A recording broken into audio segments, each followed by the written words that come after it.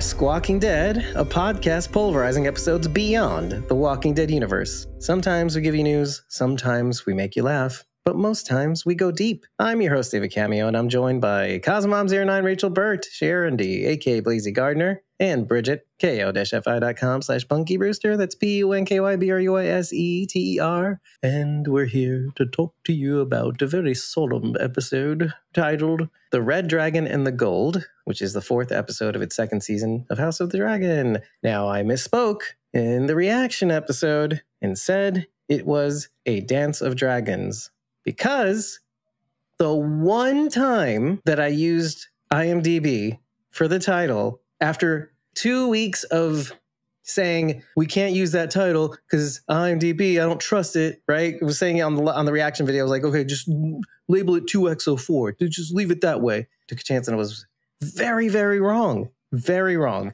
So Very I'll never wrong. do that again. And there's another upcoming title in IMDb, which I will also not use again because I don't trust it for S. One factoid that I noticed about this episode was I did watch the episode or Insider, and what they had said was, and what we might have assumed happened, was that Aegon is dead. Now, you do hear Sunfire, his dragon, whimpering a bit. Sunfire's in pain, but Aegon is still kind of moving around, and so he is not dead yet. Okay, I definitely didn't see him moving around, but I did have doubts that he was dead. I did not. Well, he's probably messed up. They're dead. They're all messed up. He's super messed up. There's a weird self-fulfilling prophecy going throughout this episode. One obvious thing at the end is Aegon being silent. He was told to be silent and just take it, and then he gets into battle, and now he's maybe forever silent, still existing as king, if he is still alive and crippled and whatnot. And now people can do whatever they need to do around him. The other self-fulfilling prophecy is weird because Larys had already planted the seed in Aegon's mind about Aemond and Alicent's plotting, supposedly, in the last episode. And so when Aegon decides to go into battle, it's almost a self-fulfilling prophecy. You told me to be silent, I'm not going to be silent. I won't be the thing that you tell me to be. And then what happens at the end is kind of like forcing it to be the thing that ends up happening, that you will end up being silent. I just like that that's sort of happening. I will say that it was a little bit different than, not the ending, but the fight itself was a little bit different than the books. Why don't you go into that? In the books, Aegon and Aemond formulated the plan together, and they attacked Meleys together, whereas they changed up a little bit in this. Aemond saw that it was Sunfire, and it told Vhagar, "Oh no, chill. Vhagar, chill. We're just going to wait and let this idiot do what he's going to do." And then when he didn't get taken out on his own, Aemond tried to take him out. And that obviously definitely was not in the books.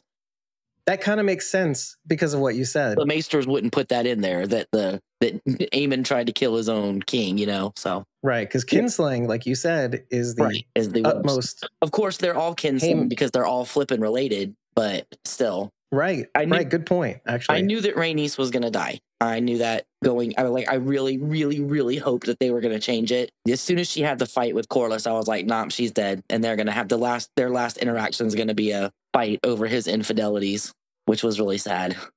Okay, so you said a couple things there that I want to hit on.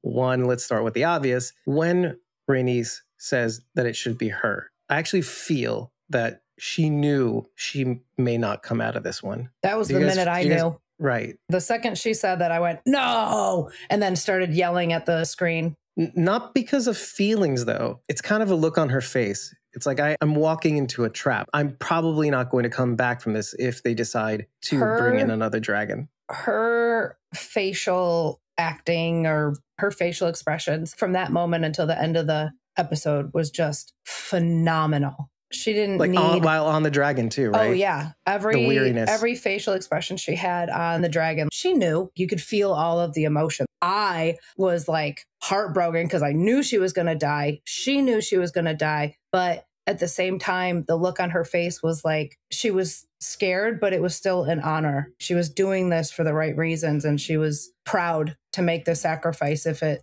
can mean something. The last look between them when Maylis had her neck turned and was looking at Rhaenys. Oh Yeah. My gosh. Oh, it was heartbreaking. I had a thought about that actually. Because of what you were saying, I was thinking to myself, oh, well, she probably feels like this is a duty, this is an honor, it must be done. There's no other way around it. Even if we're walking to a trap, it has to be done because we have to at least appear like we're protecting our hosts, using the terminology. But then the weariness on her face, I'm going to say something very uncharacteristic of me. I felt like maybe she was weary because it's not just her. She is saying with her face, I'm also basically killing my own dragon. My friend, but that's kind of what I was thinking. I was like, what is with the face? It's tiring. It's excruciating. She knows she's going to die, but that's not it. Some people do that with a smile on their face, or they do that with determination. No, she knows I'm sending my dragon to its death. It's not just about me. There was a moment where she could have just flown away and said, okay, I tried. My dragon is not big enough to kill Vhagar. So we put in a good effort. We can get out of here. But she doesn't. And again, that look on her face, even the way she says, attack Maylis. Oh my gosh, we got to do it. Yeah. I question her decision because Aegon is not the player, right? He's the figurehead because he's not doing anything. And if he were to be taken out, he's like the Hydra. You know, there's 15 other people that want to jump up into his place. And you may not get someone as oblivious as him next time. You might get someone like Aemond that you can't control. It'd be Aemond. She'd already taken out the king. She could have just gone and counted that as a major win. But now they've traded one of their best advisors and counselors and fighters and one of their biggest dragons for basically the figurehead of Aegon. I just feel like it was a bad decision, and I wonder why ultimately she decided to do that. Now, Maylis is known to be the fastest dragon in Westeros, so maybe her thought was, I'm going to go in and get a jab on him and then fly away. But for her to take Vhagar head on, she had to know that she wasn't going to win that fight. You know, she had to fight with Corlys but then I was thinking maybe she just knows what's to come and she doesn't want to be a part of it. Maybe she felt like this was making up for not taking Aegon out when she came up out of the floor with Maylis. Oh. Well, and this is her punishment. Yeah, well, in a weird way. Her punishment because her out. Well, and yeah, because now she doesn't have to watch everybody in the kingdom die, all the bloodshed and all of the death that's going to come, and know that she could have stopped it early on. So I feel like maybe that's why she did this. That makes sense too, Sharon D, because she was such a big advocate for stopping this, for Rhaenyra going and talking to Alicent to prevent this from going further. The biggest advocate for not having dragons fight dragons too. But more than anything else, it's also about kin. I mean, we talk about people as kin and kinslaying and not fighting your own kin. But these dragons are kin too. Again, very uncharacteristic of me to talk about the feelings and bonds between dragons. But here we are. But they are make-believe, so it doesn't count. I guess I have a question, and Sharon, maybe you can give us some insight. Do you think these dragons have a connection or attachment to each other more so than their riders? Not all of the dragons are related to each other. If I remember, 3 dragons were involved in the conquest. I think there were more. Some of them are related, like Arax was one of Syrax's eggs, but not all of them are related. Some of them may have some connection like that, but they're more like dogs. They're just going to fight each other because they want to. If they get their backs up and they're like, I'm going to fight. I don't think any of them were connected in any way. Could be wrong. There's also the additional factor of the blood magic, which it's more of a connection between the rider and their dragon. Right. But it's also a narrative connection too. These dragons coming at each other is a lot like our players who are family going at each other. And if you think about it, the Targaryens are marrying and effing each other. And well, the dragons may have some sort of similar scenario too. So there's a little of that going on. To their rider. So they think right, that's what I meant. What their rider feels. Vhagar is going to feel animosity towards whoever Aemond is feeling animosity towards. It might make a difference if they were related, like if Syrax had to fight Arax. I don't know how that would have gone down. So Aemond gets mad, like what would happen with Luke and Arax. Aemond was mad and got the dragon going. And once the dragon got going, he couldn't pull him back. He couldn't control him. I don't see that the dragons would not fight each other because they're related or anything like that. I think the brighter bond overrides that. Right. That's what I meant by as more of a narrative connection rather than an actual connection. But anyway, Let me go back to Rhaenys's desire to keep moving on and keep going. There is something about honor, though, too, that is tied into this episode, and that pairs very well with when Kriston actually defeats the Darklands, who come from Duskendale, and how the Lord of the House, Lord Darkland, he even says to the effect, he says, "Why are you going against your queen?" I'm not saying the exact words, but he says something to that effect to Kriston. You don't fight for your queen. And he spits on him and he goes, Kingmaker. And that's where we hear the term, the fading title, I think at this point. So again, it goes back to that. Was it the first episode of the season where we open up with the Starks and about honor and how people will die with honor? And I think to answer your question a little bit, Sharon, about why she decides to do it, I think that's really what it is. And I think it might end up being Team Black's downfall. Who was it, Damon, that kind of threw it in her face at the beginning of the season? You had the chance to kill Aegon, and if you'd have just killed him right then, none of this would be happening. I feel like when she saw Alan of Hull, and she realized who he was and blah, blah, blah. You know, both of their children are dead. All she has left is her granddaughters, Bela and Rhaena. I think maybe when she saw Alan, she realized that how many young people were going to die. So maybe she just took a stab and said, maybe I can end it right here. Because the only person left after Aegon and Aemond would be Daeron, who isn't even here. He's in Old Town. If she took out Aemond, then Rhaenyra could get to the Red Keep and take the throne before Daeron could get there. Because you don't have to take Vhagar out. You just got to take Aemond out. And then Vhagar will get depressed and die. I wondered if that was what her last conversation with Corlys was. I know it was like her announcing to him, I know that these are your illegitimate children. Yeah, that was another nice bombshell. I almost felt like it was her way of righting the ship before she was gone, to say it's not their fault that you had them and I was around, pushing him in the direction of like, take ownership of those two. You owe them that, especially now. Right, and now you have no other children anyway. No children to contest them. What, 2 episodes ago, he needed an heir because just the last one. Heir he has is Joffrey and Rhaena, because Baela will be taking over the throne after Rhaenyra. She has no family left anyway, so legitimize these children, make them your heir, don't feel it anymore, and this is going to end. If something happens to me, I have to say my piece about this before I'm gone because he's not going to listen to reason otherwise. But if I die, then it's kind of like my last wish that I gave him. He saved your life. To boot. On top of that, like on top of everything else, the fact that he's yours and you do have some responsibility to him, but you were trying to protect me as your wife, I'm telling you it's okay. Right. There's a weird connection also to Game of Thrones because we start out with Jon Snow being hated on by one of the people who we actually like, which is Catelyn Stark, formerly Tully. And we love Catelyn Stark. We love Jon Snow. And to see those two fighting was heartbreaking all the way through. And so there is a bit of interplay there because who is the prince that was promised anyway, but a child of that was told he was illegitimate? The story was that Rhaegar had kidnapped and raped her. But the truth was that they were married in secret and Jon was completely legitimate. But nobody knew that until Sam and Bran uncovered it. All right. Bran saw it with his eyes face, or his vision, his third eye. But Sam uncovered it in the books when he goes down. The Old Town. The Citadel, right? To the World Library. Mm-hmm. Citadel. West. I love you.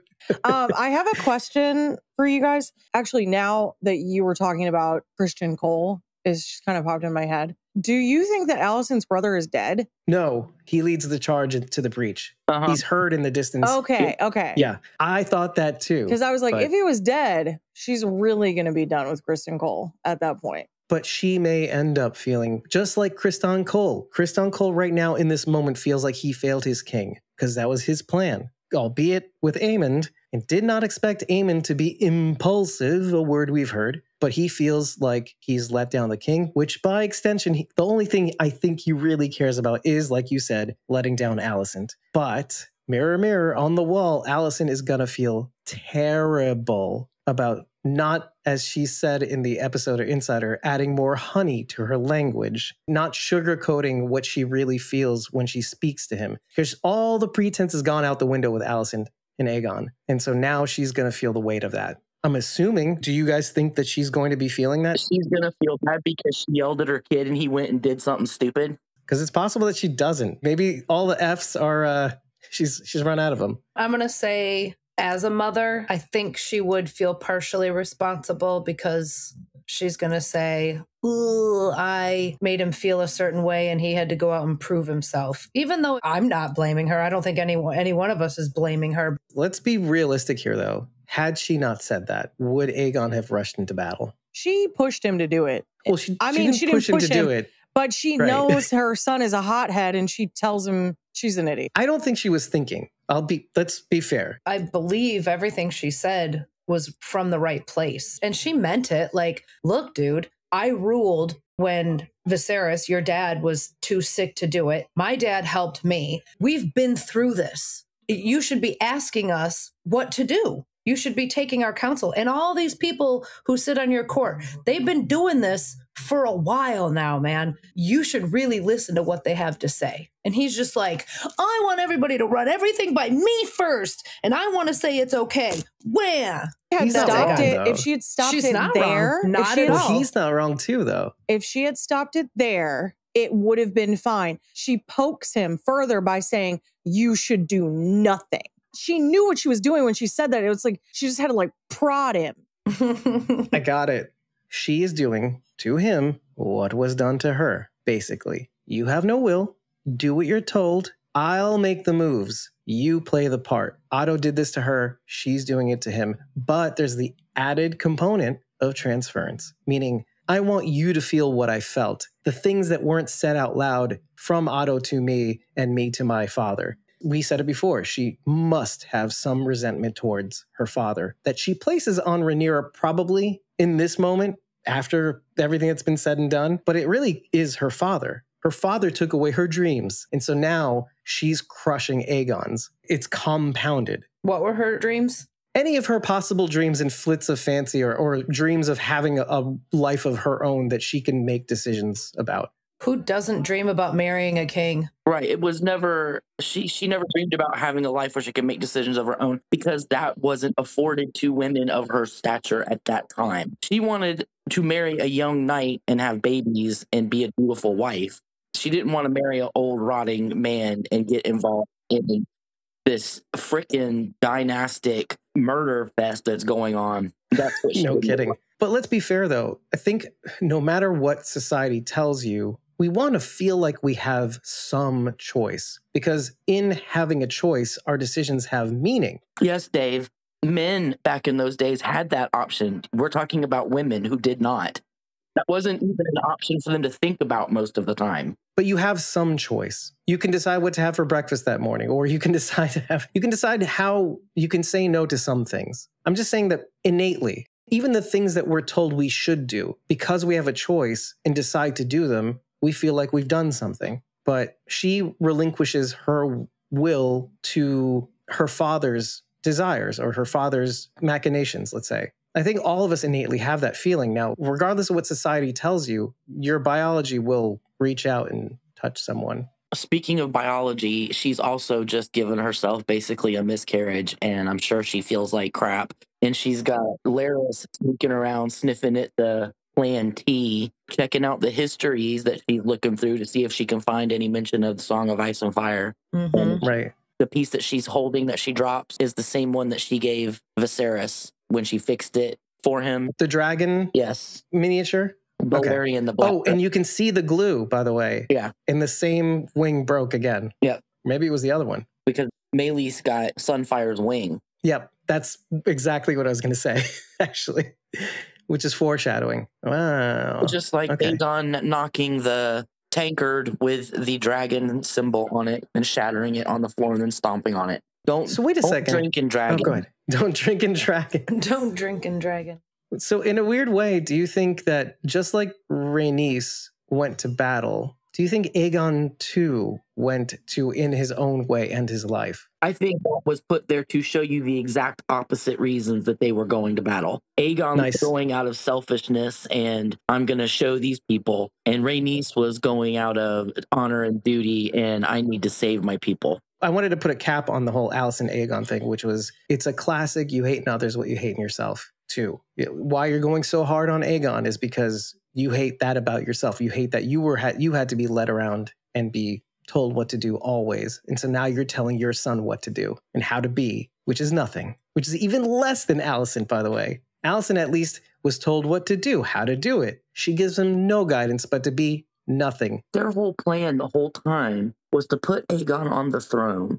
Why didn't they train him better? They just let him do whatever he wanted to do and act however he wanted to act. And he can't even speak High Valyrian. They weren't planning on him being the ruler. They were planning on him being a puppet. Wait, Aegon doesn't speak Valyrian? I thought Aemond was speaking Valyrian to him. I think he understood enough. Aegon was like, I go to war to fight war.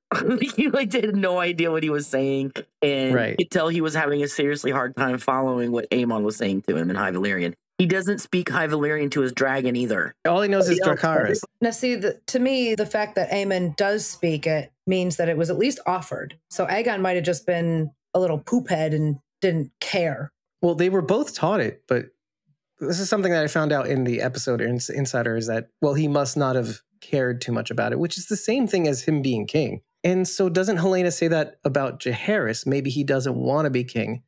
But really, she's saying it about Aegon. I didn't put that together. Maybe he doesn't want to be king. He didn't at first, but I feel like he's kind of fallen into it. Not that he's good at it. Now he's like, all right. I like the respect that comes with it. Right, because he feels like he has the power and he's popular. Yeah. Because he didn't want it until he stood in front of the crowd and they were all cheering his name and stuff. And then he was like, oh, man, I could dig this. But he still doesn't want to do the actual work of being a king. Well, isn't that like anything, though? Everything has a sheen to it. Oh, it'd be nice to be king for a day. But then now it's a forever thing. It's until the day you die. And it's like every dream that most people have. Oh, it'd be nice, but I don't put the work into it, which is exactly what happened. He didn't learn High Valyrian. He didn't read the histories. He ordered those books away. He didn't want to be like his father, not because he didn't want to be like his father, because there's a lot of work. I don't want to do work. It's not what I wanted to be. We don't know what he wanted to be. Or with my mindless lick spittles. Exactly. He wanted to continue doing what he was doing always. But be king while doing it. Yeah, but that's the thing. He didn't change. It may have felt like he wanted to be king after his son died, or take the charge, or do the things, or do what was expected of him, the weight of the role. I don't think any of that. I think he, like I said, had imposter syndrome. I'm acting the part, but even I'm not convinced that I'm king. And that shows in the small council. He leaves, they continue talking. So that's true, but it's also in just everything else that happens in this episode. He might as well not be there. And that's the entire point of this whole story, start to finish. Because I think it's even said in this episode somewhere, I forget who says this now, but the whole point is that people will find an excuse to take power. It doesn't matter the rules. We'll figure out a loophole. We'll make something up, but people will find a way to seize power. This is never more apparent than Larys's conversation with Alicent. We talked about the Moon Tea. We talked about him knowing that. That's one. Two, it's her looking into the histories, like we said. He asks her, do you think Viserys might not have changed his mind? Do you have doubts about that? And she goes, it never mattered at all, because avarice and ambition, people who seek power, they'll always try to find a way to excuse to seize it. They'll always find a way. Anyway, people are fighting. People are at war. They're not going to turn back. This is what they dine on. This is their whole bread and butter. We send people to war and we maintain power. And the people who are going to seize the power and maintain it will do so. Honor is not real. It's a social imposition. It's a social construct that can be turned off and on a whim. And we see that in this episode. People will die by it. And why? Rhaenys could have turned back, and it would have been fine for her. Lord Darkland could have just said, yeah, sure, because what ended up happening anyway is the Darklands did fight with Criston Cole. You can hear them. Criston orders them as dragon fodder to split up their forces between the arrows and the dragons. They're like, yeah, go on ahead, Darklands. You're basically ash. You're fertilizer. It's kind of like what I've been saying this whole time, is that honor doesn't matter in this. And maybe there's a balance of honor that you can impose, like the Jaehaerys, the Conciliator, Viserys. Maybe there's a bit of that. There could be a bit of that, as long as it interests people and people will acquiesce to it. But power resides in those who are willing to accept it. And if they're not willing to accept it, you don't have the power. And Aegon is emblematic of that, start to finish. Might as well be Aemond. Or it might as well be Otto Hightower, too. He had the same deal going. Who was the king in that scenario? Who was making the moves? Otto Hightower. Viserys was just reaping the rewards. He was smart. He was concerned. He had his ideals. As long as he got a couple things done, Otto Hightower could handle the rest, basically, for the good of the realm. Let's talk about Daemon's weird dream thing. What I noticed is that it's always young Rhaenyra. Which I don't mind. Well, I don't either, because I love seeing Millie Alcock again. But in his dreams, it's never grown-up Rhaenyra that he's dealing with. It's always young Rhaenyra. I was listening to a podcast on my way home, and they said that the man who developed the language, High Valyrian, provided the translation of what they were saying that wasn't in the captions. And basically, she was saying, you created me, you ruined my reputation, and then left me to deal with it. I'm paraphrasing. That's what he's fixating on in his dreams, is that he created Rhaenyra, and now he can't handle what she is. First of all, what do the dreams, what are they meant to say? And what is his response to the dreams? Beheading young Rhaenyra. I want to talk about this. Daemon, which by the way is Demon. That's his name. As if it could be any more obvious. I don't know if I really gave a ton of thought to that beginning dream, because he's been having a lot of weird dreams. This has been like pretty consistent pattern for him. He cuts her head off. There's some resentment there because she got what he felt like that was his, that was taken away from him. But like, he's dumb because it would have been taken away from him either way. Had Viserys not announced Rhaenyra as his heir, and then he still married Alicent and had these kids, Aegon would have been the rightful heir, and he would have had zero claim to the throne. This thing was taken away from me that was rightfully mine is not true. It's never been true, but he's butthurt about it and has been butthurt about it his whole life. It's kind of a contrast too to Rhaenys, who was also passed over, who was rightful heir to the crown, but was passed over because she was a woman, and who still kept her honor and her innate, I don't know, goodness or whatever. When then you have on the opposite side, Daemon, who was rightfully passed over for the succession, but is acting like a little kid who got his toy taken away. An interesting juxtaposition between them. To some degree, I would think that, because I'm also going to kind of touch on the other hallucination or whatever he sees later, the fake Aemond. Daemon's dream reflects a lot of what's happening also in the series too. So we talked about Aegon and feeling like he needs to do something, doesn't want to do it. He's been placed as the king. Well, I'm supposed to do kingly things. No, you're supposed to be quiet. Same thing with Alicent. She thought she had a life. No, you do what I tell you and our family will be all right. Daemon, something I said about him in the first season is he tries, you know, in the 20 years ago sort of situation where we see a young Rhaenyra, he's pointing his sword towards the forces heading to Dragonstone. He's trying to carve his own path. He's trying to imitate what a ruler would be like, or his vision of what it would be like. Well, that's what I wanted to bring up, Dave, is that when he's at Harrenhal, he finally has this opportunity to be king, to like be a ruler. And he's horrible at it, flopping left and right, because he's not a natural leader. He's bad at it. I think he has always been like, Rhaenyra is the reason that I'm not a leader. So when he's at Harrenhal, maybe he's not self-aware, but it becomes evident to the audience that he is not capable of this. It could kind of snowball into more resentment towards Rhaenyra because she is good at it naturally. I don't know. Or it's what we say to people versus what we really feel. And what he really feels is also very complicated. It's possible for us to feel two things that are in conflict. This is all of us. In my estimation, he loves Rhaenyra as a niece, as a lover.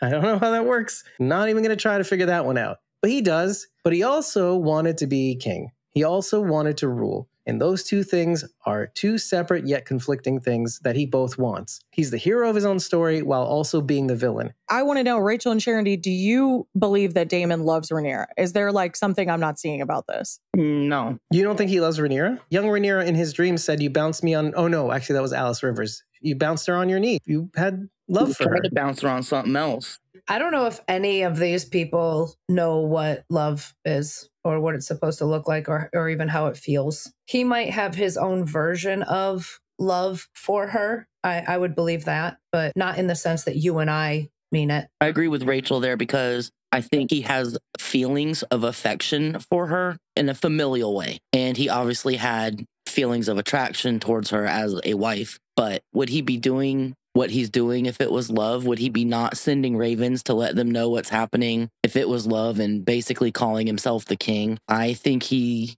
sees her as a power grab source, using her as a launch pad. For himself. That's what I was trying to get to, because in my head, yes, Dave, in my head, he only went after her because he felt like that was his way into the throne. That is my genuine opinion on Daemon. Maybe this is the difference between men and women too, because I think men are constantly bombarded by things like their own desires for purpose, desires for love, desires for acceptance, like we all are. But I think we have the added pressure of sometimes our ambitions outpacing what we really need. And I think we're all victims of this. Sometimes we want something so badly that we will discard other things that we actually need or people that we actually love in order to get it. We won't see it at the time. We'll have blinders on. Now, on a grander scale, this is what I think about his dream. I think his dream is the chickens coming home to roost. He's done a lot of things. And I think dreams often tell us the things that we're really thinking about. I think sometimes we don't confront the things that we've done, or we're not willing to let go of the things that we probably should because it's time to let them go. And I think this is his moment. This is what's happening with him right now. Rhaenyra is dead on about him not giving up his desire for the throne. However, I think he wants to, but that part of him that felt slighted or felt like he was owed something is very powerful. Maybe it's being exploited right now by Alice Rivers. I don't know. But I think that those two things are, I'm not going to say valid, but I think they're very strong feelings. Like dwelling in regret, we all have done that. Yeah, but he's giving like little D energy, like hard. Small D Daemon rather than big D Daemon. If he holds Harrenhal and he withholds his dragon from the fight in general, like Aemon did, battle each other out, lets the greens and the blacks just battle each other out, then he's sitting in the biggest castle in the middle of the country with a dragon and possibly Rhaenyra's armies. Something happens to Rhaenyra, he's in prime position to step in, especially if something were to happen to Jace. Gotta remember, the other kids are gone, and they're little. The next oldest is like 6. What's he gonna do? And he's in the Vale with Rhaena. It was Cersei's position in Game of Thrones. Let the dead and the living fight it out, and then we'll just see what happens after that. When the White Walkers were revealed. I can't say what his dreams mean. Everything you guys are saying makes a lot of sense, and I could definitely see that. My biggest takeaway from that whole sequence was that I'm pretty sure Alice is causing them somehow. Yeah, I suspect that as well. Or exploiting them. She flat out handed him a weird coagulated blood Here's a drink potion. Or something. Drink that. Yeah, drink this. And then he just wakes up in the middle of a conversation. Like, what? So in the episode or Insider, the creators make it a little bit more clear what happened there. Because I was curious too. Now, I attributed this to more endless nights of lack of sleep, him constantly hearing footsteps outside his room, swords unsheathing, and the cries of the blacks, basically Harren the Black and his house, former house, occupying this place, Aegon the Conqueror burning them all to death inside the walls. So he's hearing these noises in the distance. If you have headphones on, you can actually hear it. And so he's not getting sleep. He's not thinking rationally. He takes the drink. He's like, I'm desperate at this point. I need to go to bed. Because like she says, you need to be refreshed so you can deal with these people. And he's not dealing with them well at all after the drink, sure. But there's something else to it too. I think there's something about the way her intuition about his inner thoughts or feelings intrigues him. She intrigues him. Also terrifies him, but more intrigues him. And there's something about her that he's fascinated by, as according to the showrunners. And maybe he's desperate too. When you're caught between, we'll use this word in lieu of what it actually is, because we're all kind of split. You guys are mostly on the side of him not loving Rhaenyra. I am more on the side of that being the case, but also other things being the case too in conflict. He just wants the conflict to end somehow. He wants to let go, or he wants to take the throne. One or the other. He just wants somebody to make the decision for him at this point. So he decides to take the third option. Just let it roll.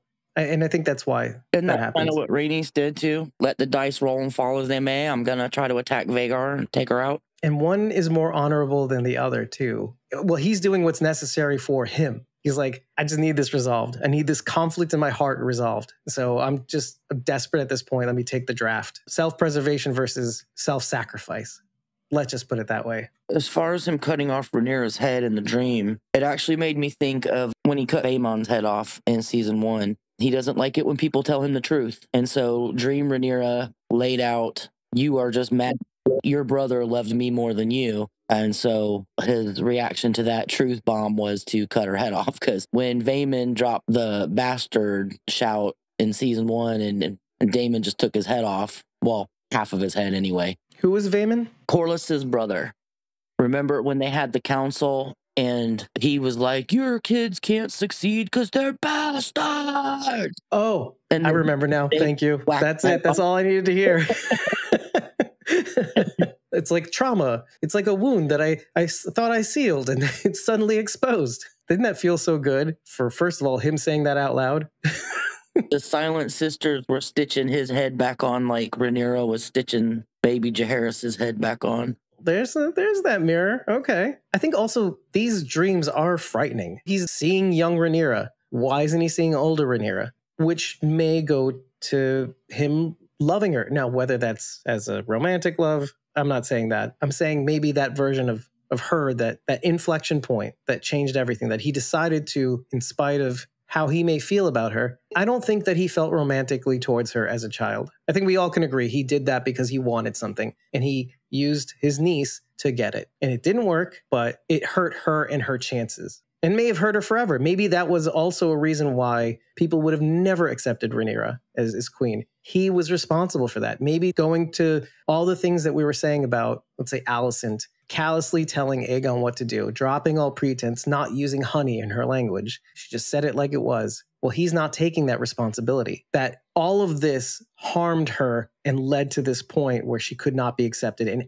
any excuse was used for her to not be queen at that point. Oh, Viserys made a mistake. Well, let's go with that because we don't want Rhaenyra, somebody who's been sullied, to be queen. Everybody's responsible for everything that's happened. And we don't often touch upon Daemon's role in all this. We tend to touch on Team Green and what they've done. But yeah, Team Black's done some stuff too. Namely Daemon, just to put it out there. Daemon taking her to the brothel and leaving her there led to her being forced to marry Laenor. Right. Then led to her having an affair to have children, which led to the whole problem of success. Controversy. It's kind of hitting me clearer now than it did before, but that was Daemon's purpose. He was trying to sully her name to the point that he would be named as the successor. Little did he know. Threw a monkey wrench in there by having more kids. Another Aegon.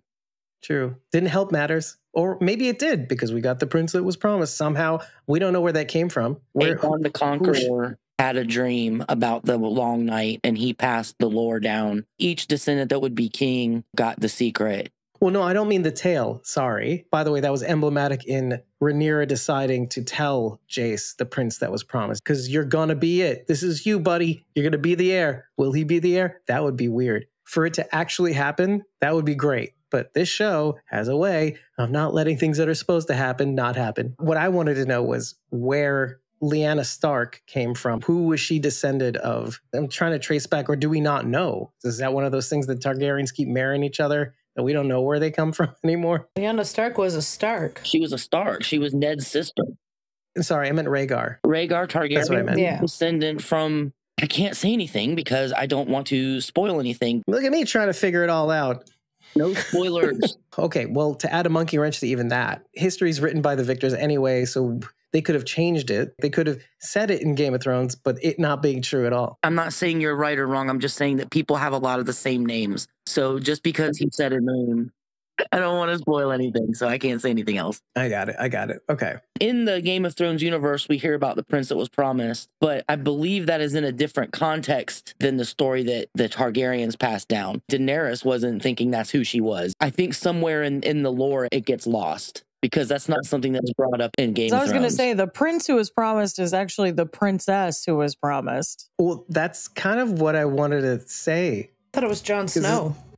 Yeah, that's Jon Snow. Who is to say? Well, I'm to say. It can be prince or princess. In High Valyrian, the word is ungendered. So it's more like the royalty that is promised. Well, I think that's the fun of it. You get to decide, was it Jon or was it Daenerys? Like, who should have been the ruler? That's what I'm wondering. Who's the reason that they survived? Arya. That's up to the viewer. But then who ends up surviving? That's kind of why side on the fact that it's Jon Snow. Well, it didn't say that that person would live on to rule or that they would live on, period. It doesn't say anything. They just have to be on the throne in order for humanity to survive. Right. Well, that's kind of what I'm thinking, though. Why do we need a Jon Snow spinoff? But then knowing that this may be the case. Because of money. No, yes, ultimately, yes. But I was thinking to myself, this would get me to watch or want to know what happens next. No, I don't want to know, but they're going to do it anyway. I think it does make it sad, though, if, say, that Daenerys wasn't the princess that was promised. It makes it sad that her ambition or her desire to claim the throne that was promised to her, and she was supposed to be on the throne, but only to be slain by another of her kind. Again,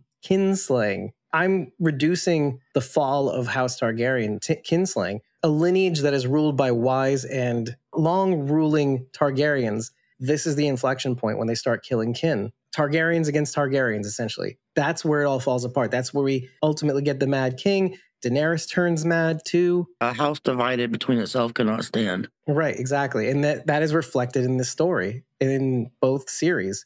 But it starts here. I'm sure I'm getting some of the lore wrong, and I'm sure people correct me. Azor Ahai, I think is the name, was the original prince that was promised. And in lore, he had to stab his beloved wife in the chest, and it imbued his sword with magic or something, and it was called Lightbringer after that.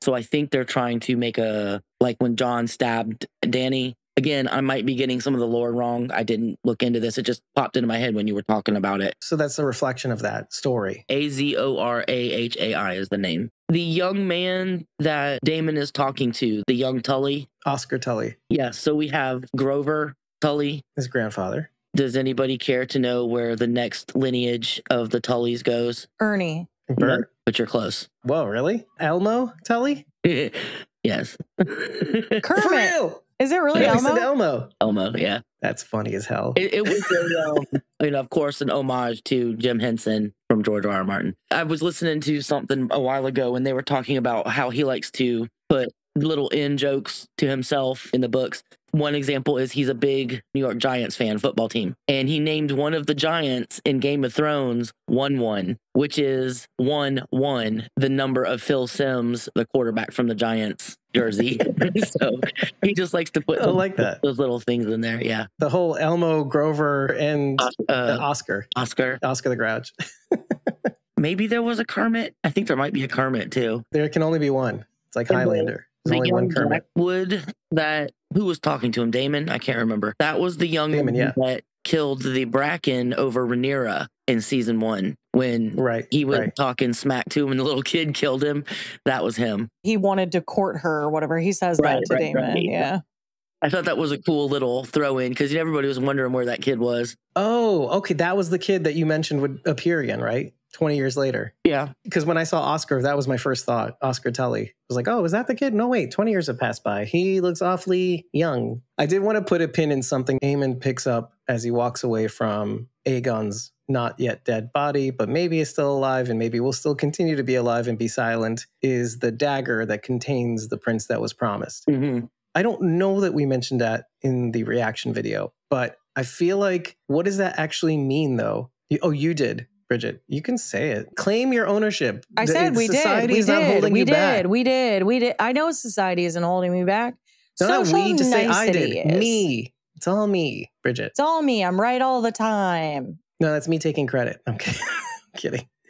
But what is that going to mean later on? Because, well, first of all, if Aegon isn't dead, people are going to still consider him king. There's no 25th Amendment. If Aegon isn't dead, the significance of him picking up the knife is I'm assuming the kingship here because my brother is dead or is as good as dead. My brother's like a vegetable, basically. Right. So I'm claiming it not in name. For as long as he's alive, I'm technically going to rule. Is that the size of it? I'm holding this now because when my brother is officially dead, I have the knife and I'll be king. Maybe he'll use it to slit his throat. What I want to know is what is making Kristen Cole work with Aemond and not with Aegon? Not in the sense like, what is he going to get out of it? Because he's already gone as high as he can go as Hand of the King. I mean, he obviously can't be king. Can't he? In the Game of Thrones, anyone can be king. Well, what I want to say in response to that, though, the thing that you're saying, what made him work with Aemond, I bet he's thinking the same thing because he's obviously distraught about this. Maybe Aemond was like, yo, I know you're banging my mom, and I'll tell Aegon if you don't work with me. It'd be great if he did. Or, I know you're banging my mom, and I'll let you marry her when I'm king. And then when he dies, Criston Cole becomes king. Which I would love because Alicent wouldn't do it. So, like, it would be an empty promise. Wait, what makes you say that? Let's go into that. Why wouldn't she marry Criston Cole? Is it just because she does not want all that? He's beneath her station. To some degree, she holds on to that junk. It's why she wanted her kids in charge. Yes, her dad was pushing that, but she does go along with it. Right, because you want to believe the things that you're doing mean something. True. Well, it's also, you had power. Why would you want to let it go? There's a lot to say about that. People walk away. We don't see it that often. If you remember, Tywin had plans to marry Cersei off, even when she was the queen dowager. When Joffrey was king and Cersei was his mom, he was going to marry her to Loras. So there's no reason why they wouldn't marry her off to somebody else. Criston Cole is fairly lowborn, but he's worked his way up through the ranks to be Hand of the King. And if he served well enough, he would probably be knighted and given lands, and he would be a noble. If it would be better strategically for them to marry her off to someone who means something in the world, then they would. Unless they stopped caring about those things. It also depends on who's left to carry it through.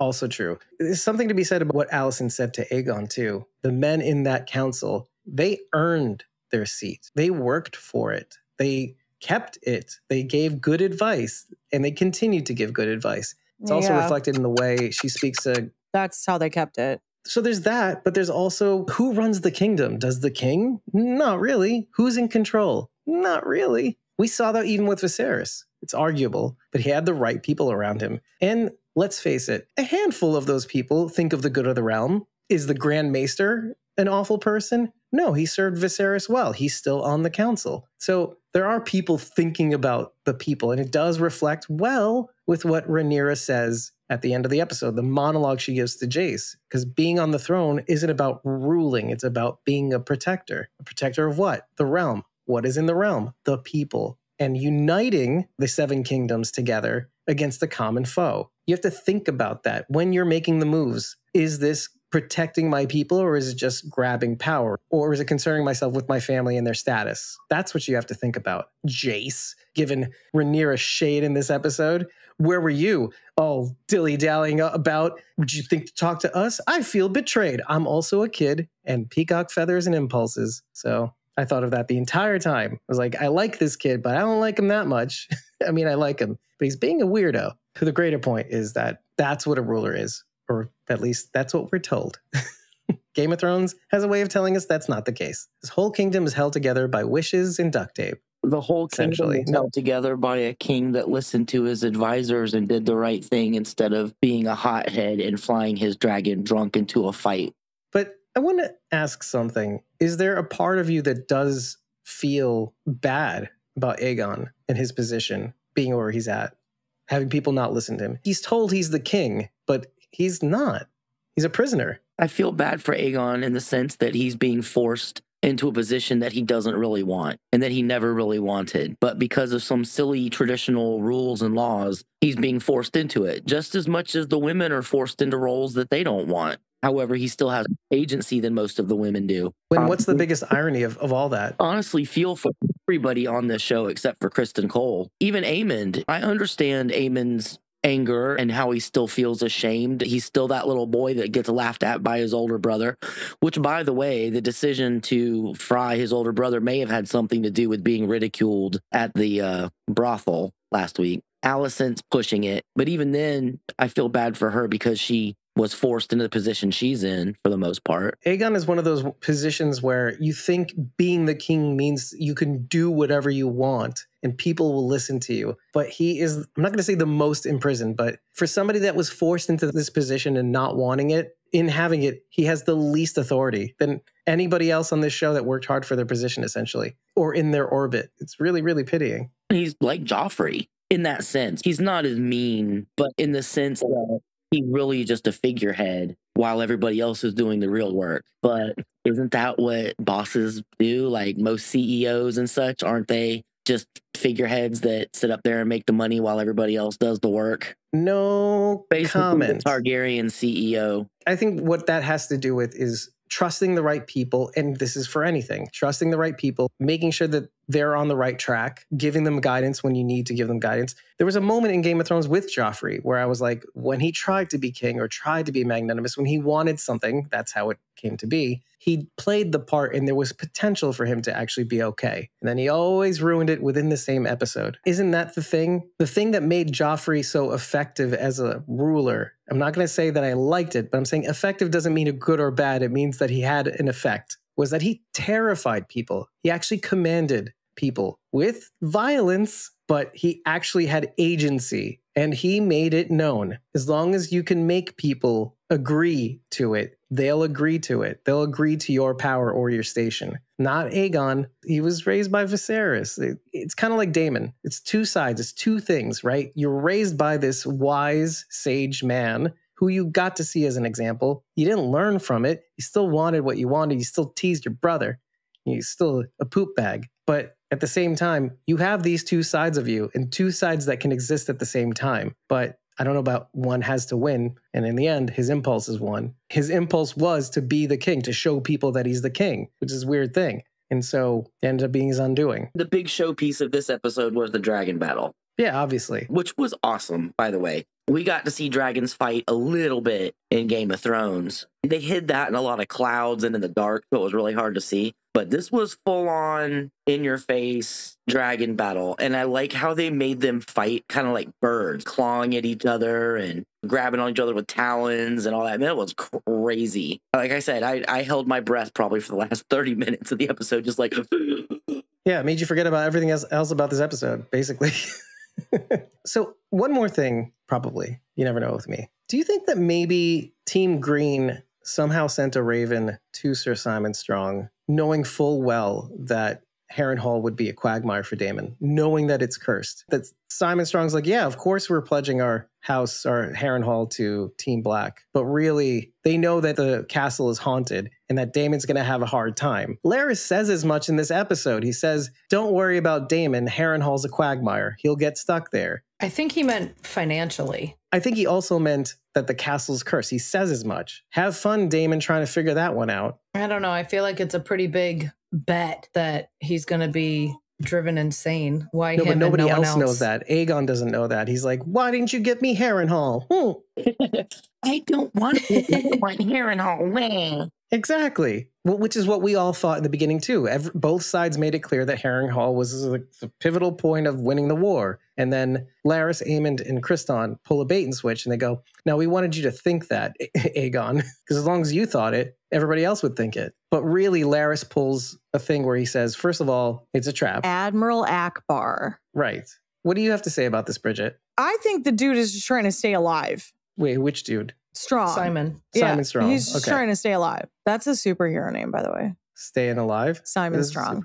Oh, okay. David, I think if there's any bit of truth to what you're saying, it could make sense why I keep feeling like Alice is purposely driving Daemon mad. Maybe she's supposed to be. She mentioned something, too, about how this castle was built. So I had attributed the curse originally to the result of all these people dying from Aegon the Conqueror's dragon's breath on the castle. But she says this castle was cursed from the moment it laid its first stone. And all the wood in the castle is from the weirwood, the heart tree. Is the heart tree the same as the tree of the gods there? What is it called again? They're weirwood trees, Godswoods. Godswoods, right.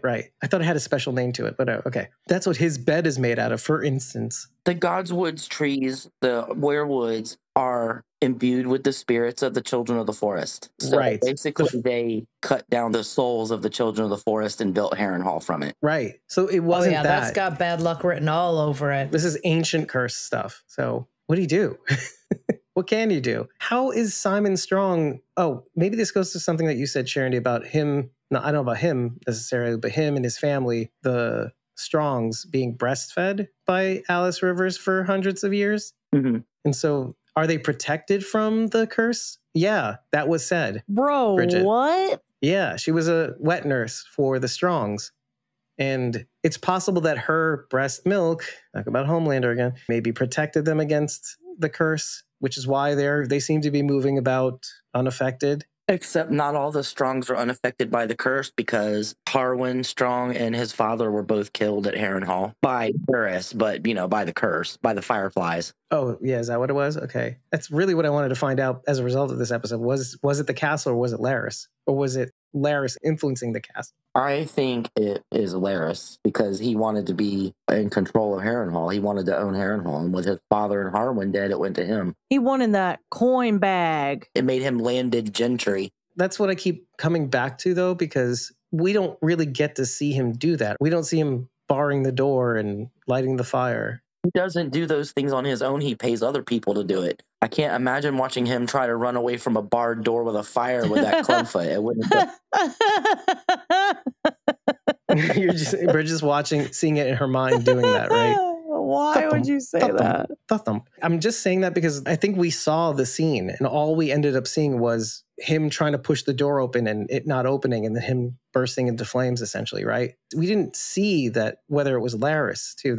We assume it. I'm pretty sure he makes a comment. He made it fairly clear in the show that he was the one that had it done. He took ownership of it. Or... No. Oh, wait. This might be interesting. Why you're both... Here's why you're both wrong. Wait, no. I'm not saying... I'm just proposing something. It's not about being right or wrong.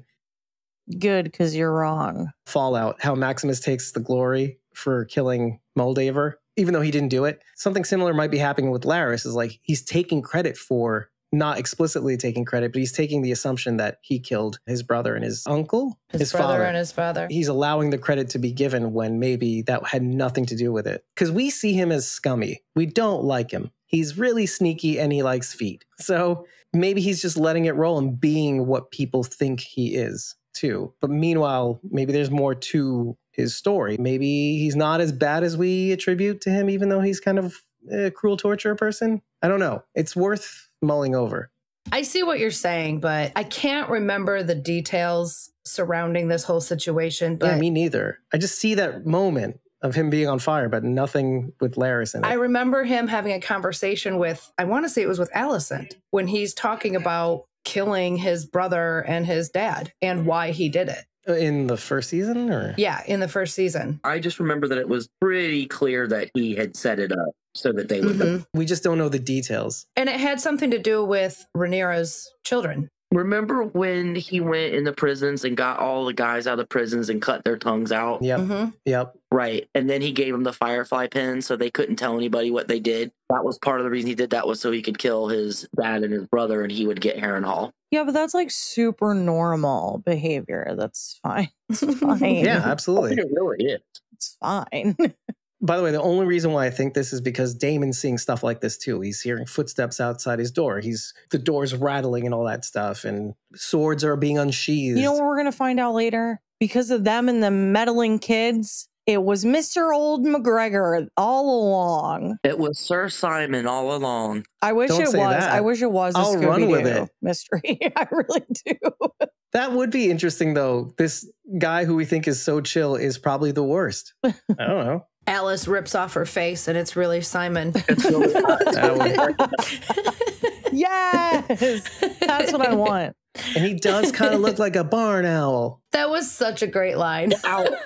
Remember Jaehaerys's owl embroidered, and it was very plainly visible when he was laying on the cart and being moved. The embroidered owl was right there. That was the first thing I thought when she said, "I'm a barn owl." Right. Forced to live in human flesh. Well, she threw it out there, and now we're like, what does that mean? Nice joke, Alice Rivers. That's probably not a joke. And your name isn't even Alice Rivers. Ooh. You know what? I really hope it's not. That's just a theory that's out there, but I don't think it is. Yeah. I really don't like that because it would be just too easy. Well, maybe she's another red witch, though. There's a lot of them because we saw more than one. More than one. We saw a bunch of them. Yeah.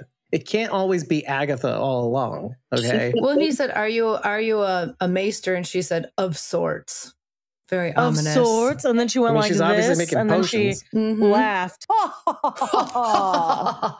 I heard that too. She's supposed to be a woods witch imbued with power from the children of the forest, like Right. the nature witch kind of thing. I don't think she's a red priestess at all. She's a run-of-the-mill sorceress. In some ways, she's kind of a bigger deal in some respects, because if she's a woods witch with the weirwood and the heart trees and all that stuff, she's from the children of the forest, rather than the red priestess who was like about the one true God, if I remember right, the Lord of Light, which is like a whole other thing. Allison is being even more of a total hypocrite, because one of the worst things you can do under the laws of the seven is abort your baby. One of the things that they charged Marjorie when the High Sparrow charged her with against the laws of the seven, one of them was aborting her baby. Miss Allison Goody Two Shoes with the 7 stars everywhere. She's just getting further and further away from what she thinks she thinks. But on the other hand, what's great about it is not great about that. Again, two things can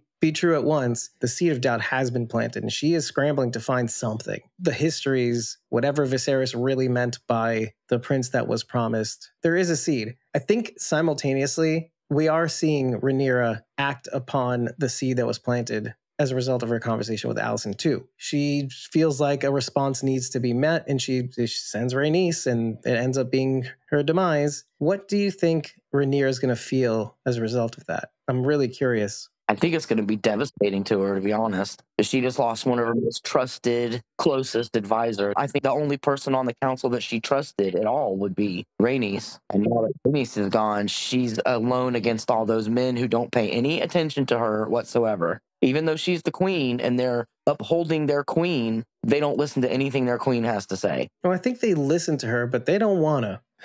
Let's just put it that way. It doesn't sound like they want to, but so far they have. It seems like in every single episode, they show the men getting a little uppity. That's the right use of the word. They're getting all uppity. So don't do that, men. Making me look bad. That's all I'm going to say about that. But it's a loss on multiple levels. She's somebody who, like you said, reveres. But on another level, one less dragon in the arsenal of dragons, which is what the Green's intention was, or at least Kriston and Aemon's. And strategically, militarily, and also, like you said, counsely, she loses one of her biggest counselors. The only other voice that was being rational. Yeah, in a sea of irrational voices, which there's also a little bit of an irony, too, because for all of Rhaenys' telling Corlys not to go into battle, she goes into battle, and makes me wonder what Corlys' next move is. And also, it's like she basically told him in action, this is what happens if you don't appoint your heir. You gotta appoint your heir now. We'll see what happened now, Corlys. You gotta figure this out. You can't go into battle without doing that. At least we know something has to happen there. Unless Corlys, whom I like, I did not like this in a way. Corlys coming into the small council and going, hey, listen to Rhaenys. She's dropping some truth bombs, okay? But I didn't like it because it took a man to have to say that. Mm-hmm. I mean, yes, he has a title, Lord of Driftmark, but at the same time, I didn't like it because of that. I like it because it's compelling, but I didn't like it as a person. Well, I liked that he was standing up for his wife. Sure. When Rhaenyra becomes queen, are they going to listen, or is she going to be like Aegon, where they just do whatever the hell they want? And she just is like, no, wait, let me have a say. And they're like, just sit down, let us handle this stuff. We're men. Wave at the crowd and be a queen. Or to even pair it, let's just say they earn their seat. That's what they're there for. You should trust them. They are talking sense. I don't know if that's true. I don't know war at all. But there could be a mirror there also, to your point. Both Aegon and Rhaenyra are going through the same thing. Defer to herself? Does she listen to them? I don't know. But should she listen to them? Maybe. I don't know. She's just as reckless as he is in her own way. Yeah, that's kind of what I was thinking. To King's Landing in disguise. Now, granted, she didn't do it drunken on a dragon, but she still took a chance. Again, she did it for the right reasons to see if she could stop the war. He did it for the wrong reason to prove that he was a man and could fight in the war. Or that he was the king that was promised. So I wanted to actually talk about that with this episode too, is one of the points I wanted to bring up was it happened again in this episode. Like you said, where in the last episode, he wanted to go into battle and was convinced not to for war. Rhaenyra goes to King's Landing for peace. It doesn't end up working out the way she wanted to, but she got out alive. So that's a huge win. But things now are happening. dominoes are slowly tumbling, at least as far as Alicent is concerned. It happens again in this episode. Rhaenyra wants to go into battle for war, and she's convinced not to go. Kind of like Aegon in the last episode. Whereas Aegon is told to sit down and shut up, and then he ends up going out and getting killed. Again, right reasons, wrong reasons, but it's happening again. So at least she's unscathed, but is she unscathed? That remains to be seen. I would like to see that. There's one more question I wanted to ask that I finally remembered to ask. I have a weird feeling that because Rhaenyra tells Jace about the prince that was promised, doing what Corlys should be doing for his heir, first of all, you got to take care of that. You just say, hey, that's my heir. Okay, done. She's doing it now with Jace by telling him the prince that was promised, though, that whole tale, A Song of Ice and Fire. I don't like asking this question. Is it possible that Rhaenyra dies this season? Because this series does not play favorites. Yes. I have no comment on this. Okay. No, because you're thinking in your head, that's my girl. She's got to win the Game of Thrones, right? But then it might not occur to some people that she may not live long enough. That she is not going to win this. I believe the show can go on without Rhaenyra. If we do see her die, it's not going to be the end of the show, because we got to see what happens after that too. The fallout, everyone that supported her, all her bannermen, are they just going to flip, or do they continue to fight? Do they try to put one of her kids on the throat? You know, there's still more story to tell, right? Even if she dies. But I think it's important to bring up because the possibility may not even occur to people who are watching the show. They forgot. They forgot Game of Thrones. Just like they forgot about the Scorpions, just like they forgot about dragons and a war of dragons. You forget that they'll kill the people you love. They'll have a red wedding. It'll be awful. Or they may not do it that way, or they might. Charity has said several times now, they are painting the Greens as bad guys and the Blacks are good guys. So yeah, it absolutely makes sense that they're going to kill off Rhaenyra. They're going to take the Black. What? Do you know what that means, though? It was a pun. It was a dumb pun. I know what that means. You have to go to the wall. He's Team Black, so I was making a punt. Bridget is talking and she's on mute. That was like an amateur hour move, Bridget. So much just then. Anyway, if you like what you heard. If you like what you heard. Well, I was saying it. You just did a yawn. You weren't even looking at me speaking. It was like, if you like what you heard, head on over to ratethispodcast.com/squawkingdead. 5 stars and a dagger emoji. It's all we need to know that you love us. But tell us what you liked. Tell us what you didn't like. Just remember to tell us after every single episode. It really helps. And if you leave your social media handle, we will tag you when we post it there. And if you really like what you've heard and you want to actually contribute to this rolling pile of yawns and thunder, well, consider heading on over to either Ko-fi or Patreon and just follow us, because when you do, you'll get our recording schedules so that you can attend the chat while we record. Attending the chat is free. Following us is free. You just have to follow to get our recording schedules because we don't post them on social media. But if you really like what we're doing and you want to take us that much further, like, what's his name? Scott Stapp and what is that band? Creed, Dave. Creed? Can you take me higher? Me higher. The best way to do that is to tip us on ko-fi.com/squawkingdead for 30 days of access to our unedited episode recordings,